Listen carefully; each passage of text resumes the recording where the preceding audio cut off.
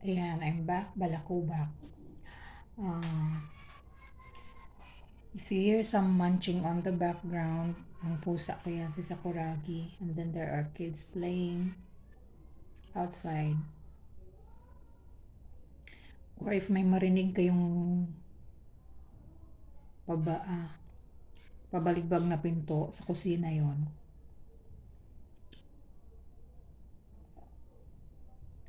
Ayun, I'm munching on vitamin C. Yung chewables na bigay ng friend ko from Australia. So, story time ulit.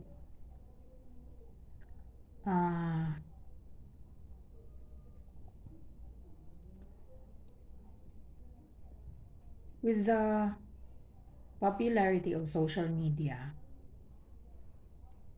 marami ng paraan kumita. Like, this thing called influencers. I'm I'm not particularly inclined to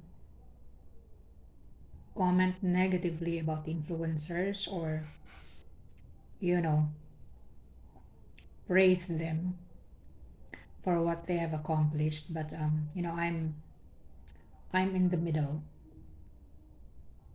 because right now I think I'm moving towards having my own platform in YouTube and probably have my own website when I have the time. But kasi in our times,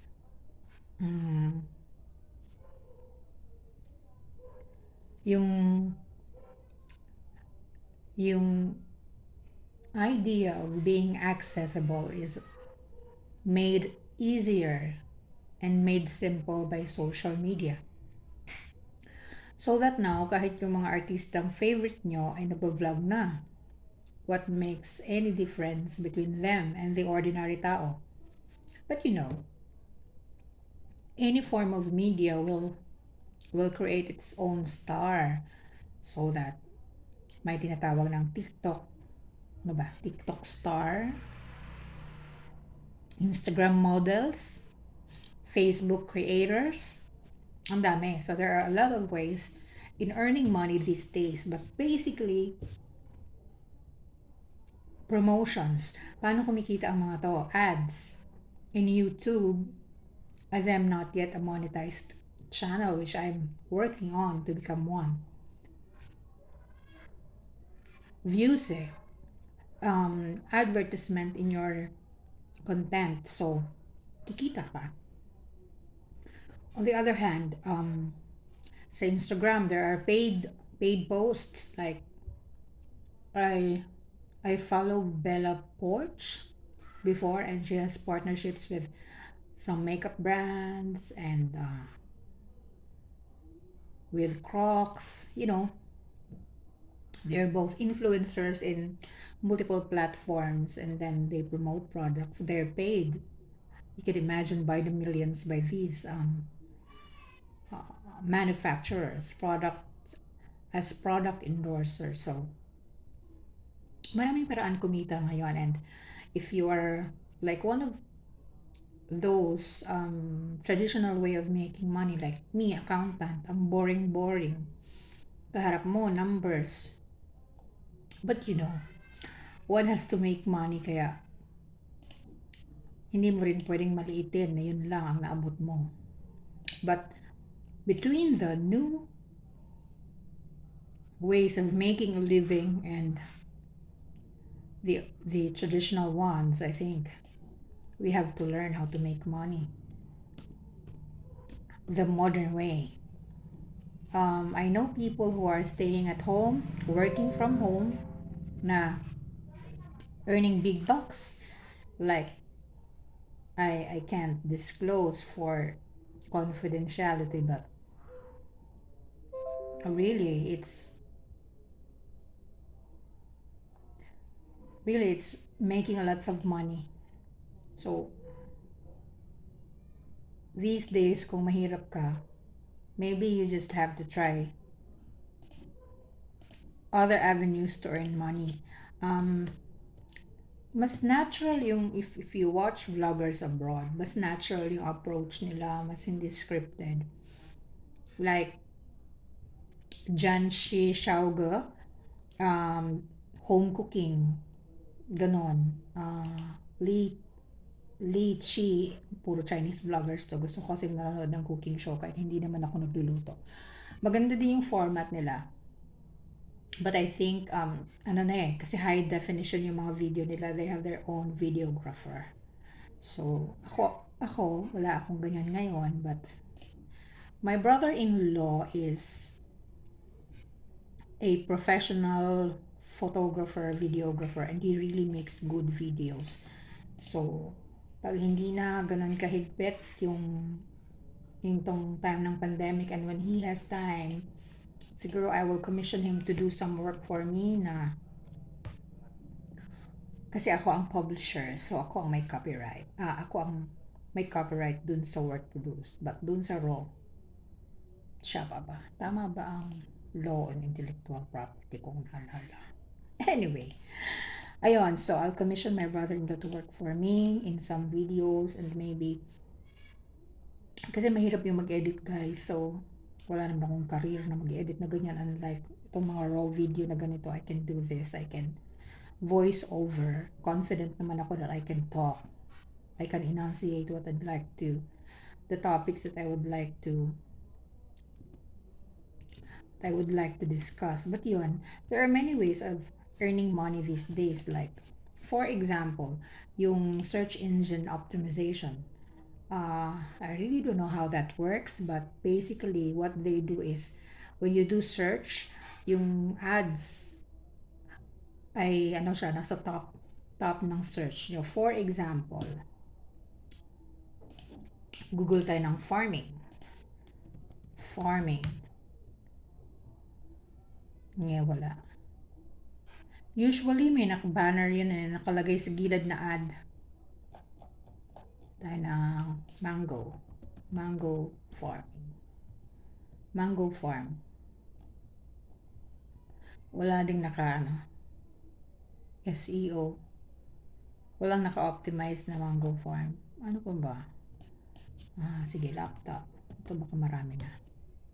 Wala din. Ayan. So that's ads shop laptop. So ito, for example,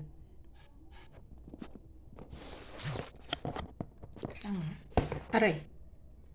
Yan. That's the work of an SEO, search engine optimization, so that nag-type ako ng laptop sa Google, nag-appear agad yung ads that will tell you about laptops. So kung may bala kang bumili, sorry naka-side pinatong ko lang kasi itong camera and hirap mag-adjust para sa screen. Ang gulo Wait, I have to bend over. Ayun. So, ganon ang search engine optimizations. This, kumikita ang mga Pinoy dito and they offer these services abroad. I also know of brand marketing, digital brand marketing. I really have no idea how that works, but that's one of those online jobs that you can do. And right now, with the pandemic, there are work na dapat in an office setting, but for business process outsourcing, but the work from home arrangement is in force right now. So any kind of work, so long as you have the bandwidth requirement, usually it's 20 Mbps or higher. So pwede ka magtrabaho at home. No, right now I'm exploring options what to do aside from vlogging. Kasi there are just a lot of opportunities na hindi pa natin natatap. I won't discuss about crypto. I'm not a believer of that and I don't know how it works. So hindi niyo ako maasahan to discuss about it. But anything related to business, related to accounting, tax, a little bit of the law, kasi hindi pa naman ako lawyer, a little about everything pwede kong i-discuss dito. And so, for those na mga um, working on bookkeeping and doing tax services for their clients, at the end of the year, year-end filing would have the compensation and the expanded withholding tax to be filed 1 month in between. So, sa compensation, yung if you're employed, yung Form 2316 that's submitted January 30.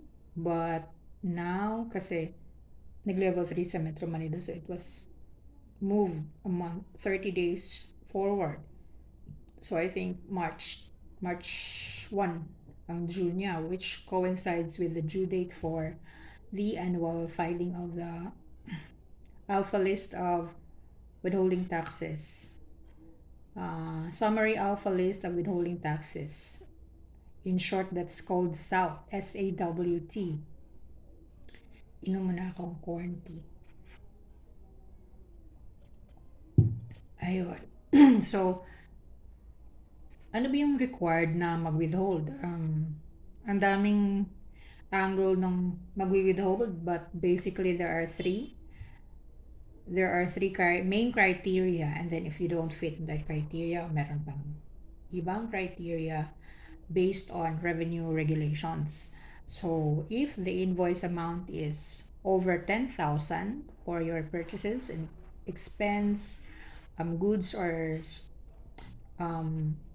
services na part ng iyong expenses or purchases, then you have to withhold. How much do you withhold? That's 1% for goods and 2% for services. You will see in the form in 0619E the lists of the applicable rates na gagamitin nyo, but basically ganon. So, and also if you are a top taxpayer, the RDO will determine that one. You are required to withhold for all your expense and purchases to suppliers. So lahat yan, either a 1 or 2% based on either goods or services. And then another one, if you made a regular purchase from the same supplier for 6 times or more in a year, required ka nang mag-withhold. And then another one is yung sa professionals, the threshold amount of below 720 and above 720. That would differ kasi below 720 is 5%, above 720 is 10%. So, yun yung mga amount na related to subcontracted services, professional or commissions-based services. So, yung mga insurance agents sa insurance companies, yun, they're being withheld either 5% or 10%. So, bakit kailangan to? Ang taxpayer who bought goods and services under the law is tasked by the Bureau to be the withholding agent. So, ano yung consequences nun? Before, during Commissioner Inares time, may paandar ang BIR na if you haven't withheld the required creditable withholding taxes for your expenses or purchases of goods and services, hindi siya magiging allowed expenses for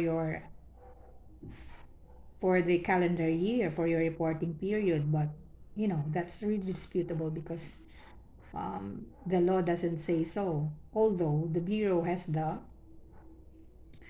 power to deny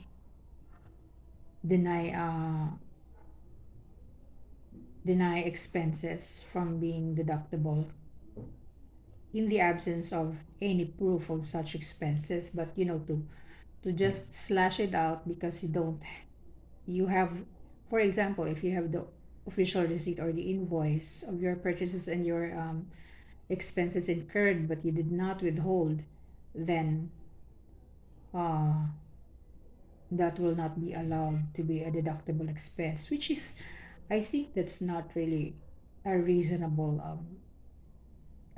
practice done by the bureau. But during commissioner, ayan, may nag-aaway na pusa, but during Commissioner Dulay's time, that was revoked. And then I think later on, much later on during Inars's time, they allowed na you will pay for the withholding taxes na hindi mo withhold for those purchases and expenses, plus surcharge, plus interest, plus compromise penalties, rather than it being not allowed to be deducted. So I think mas okay na yung ma-penalize ka kesa hindi mo ma-deduct, hindi mo magamit yung expenses na na-incur mo just because you failed to withhold incredible withhold income from your supplier. So ayun, at the end of the year, you have to submit a summary alpha list to the bureau of those income that you reported as being withheld on behalf of the BIR. So ito yung ginagawa ko ngayon. I hope hindi makikita ang pangalan ng client. Just that, for confidentiality. Kita ba? Baka pag nag-zoom, hindi naman kita yung amount.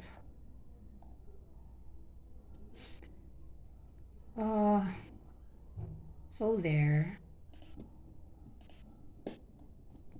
I'm doing this because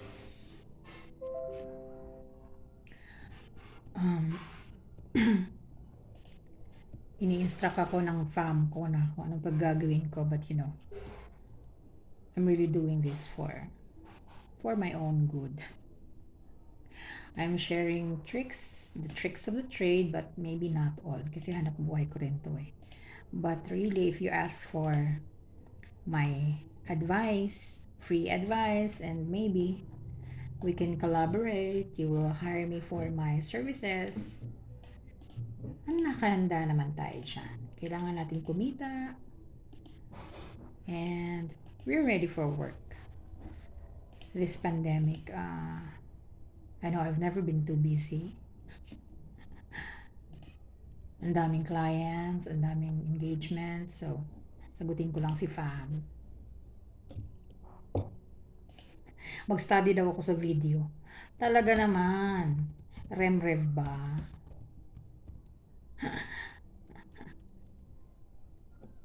Yeah, I watch those videos na, di ba nga, kung kumikita nga yung kumakain lang, why not? Why not when I'm working? And then, on the sides, nagsasalita ako about what I'm doing for work. So, yun. So, 1604E is the summary of 0619E and 1601EQ. These are creditable withholding taxes to be deducted to your net taxable income at the end of the year. Ano ibig sabihin nito? So that in your income tax return, if you are an individual, it's the annual income tax return is form 1701 or 1700 if you're earning pure compensation but have to report it anyway.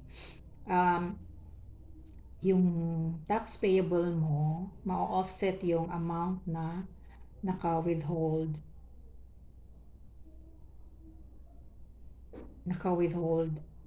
if you are offering services also. So yung kunwari, nag-offer ako ng service, my audit and accounting service, nag-withhold si client ko ng 5%. Supposing na ang annual income ko ay 720k and below. Pagdating ng annual ITR, madideduct ko yan sa tax due ko. If I have a tax due of, say, 100,000, And dun sa mga 2307 na nagather ko, there is like 50,000 in total. So, ang magiging tax due ko na lang is 50,000. So, you really need to have that, and you have to present it together with the annual ITR.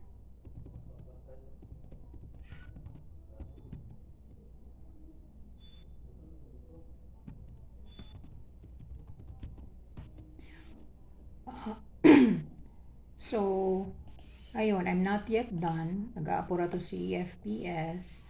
But yung module kung saan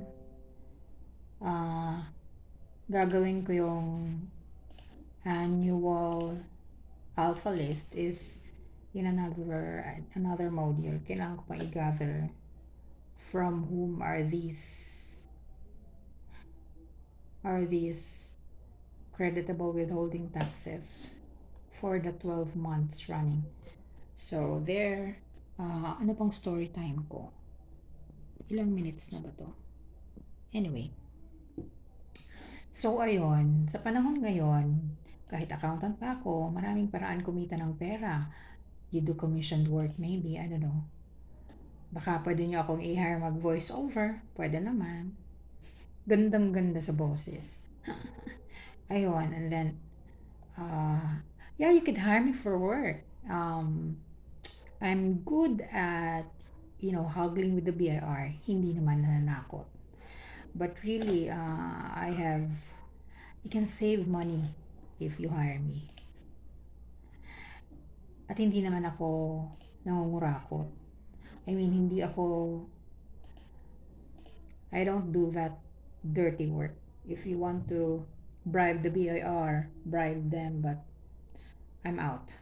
Ang sa akin lang I'll teach you how to not really avoid paying taxes, but if you can minimize your tax exposure, I can do that for you. So, plugging na rin to, but hindi ko yan pwedeng i-advertise as an ad posted in Facebook. Nakinig ka lang, so, and this is my platform, so you can have it. You can, na-plug ko na kanina, di ba? You can reach me through Claire at claireistrosas.com, and then we have a page in Facebook that's Estrosas Ariate and Company. We do due diligence in financial statements for acquisition or kung anong purpose mo, ba't ka magpapa-due diligence. We do fraud audit. Yeah, I've done a few. And ano pa ba? Regular financial statement audit, but sa ibang vlog na yan. Vlogging lang kasi tax season, but I don't know if I have the bandwidth now. Dami ko pang hindi tapos. So, ayun guys. Masyado nang mahaba. I'll do another one when I actually, siguro kailangan ko siyang i-maximize ng konti yung screen para makita nyo how I do it, but or I have to record it in Zoom para mas maganda. Maybe I'll do that one. Till next video.